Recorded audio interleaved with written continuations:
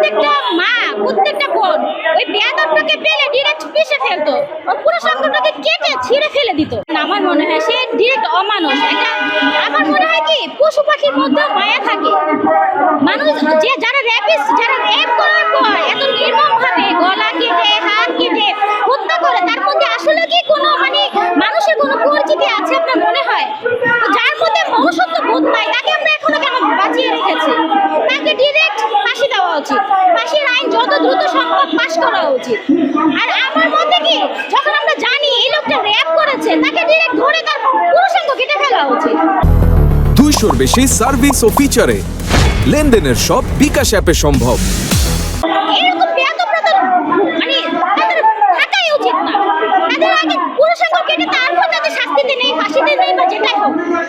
আমার মতে এটাই করা উচিত। কারণ একটা বাচ্চা মেয়েকে তাকে কি দেখে আমার ইয়ে জাগলো তাকে রেপ করতে হবে?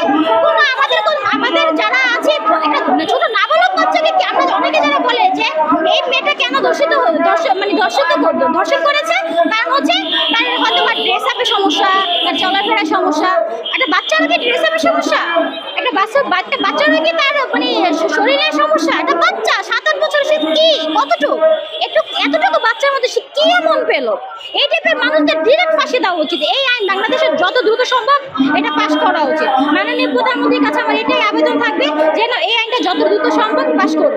বাংলাদেশের প্রত্যেকটা মেয়ে, প্রত্যেকটা মা, প্রত্যেকটা বোন ওই বেয়াদবটাকে পেলে ডিরেক্ট পিষে ফেলতো, ওর পুরো সঙ্গটাকে কেটে ছিঁড়ে ফেলে দিত।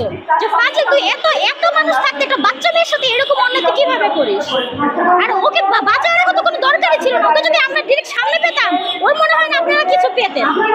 ওর কিছু একটা পাওয়ার মতো আপনার অবস্থা সেই অবস্থাতে থাকতো না। কারণ আমাদের নিজেদের গ্রামের কিন্তু দেখি নাই কখনো জানিও না। বাট ওর যে ছবিগুলা, ওর যে বয়সটা, ওর যে ফেসটা, সেটা এখন পর্যন্ত আমাদের মনে একটা ব্যথা লাগতেছে।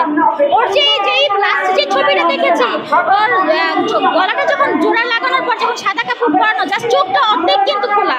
তো এই জিনিসটা এখনো কিন্তু খুব মনে পড়লেই খুব কষ্ট লাগতেছে যে একটা বাচ্চা মেয়েকে কতটা কষ্ট দিয়ে তারা এইভাবে মেরেছে।